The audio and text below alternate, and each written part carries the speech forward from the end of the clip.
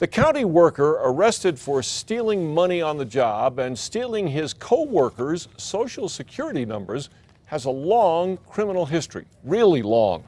We've been asking why the county hired him. Well, today we finally got an answer. Here's News 13's Gabrielle Burkhart. Gabby? Dick, before he was a Parks and Rec worker, Nicholas Jones was already a convicted thief, and a violent one at that. But the county didn't bother to find that out.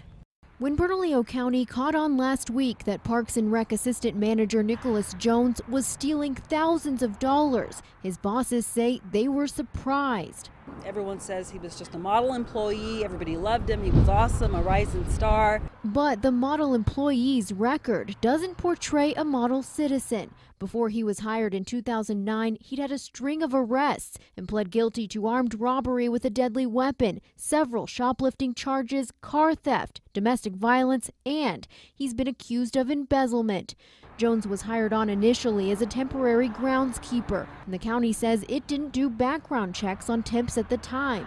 Then he was promoted to full-time and fell through the cracks. He did such a great job as a temporary employee that he earned an opportunity as a full-time employee. And so he just rolled into that full-time position, and there wasn't a background check done at that time.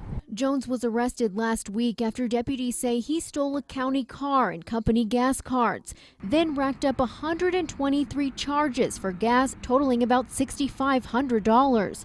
Surveillance showed him pumping other customers' gas with the county cards in exchange for cash. Deputies say he admitted to stealing co-workers' social security numbers from Human Resources so he could use the gas cards.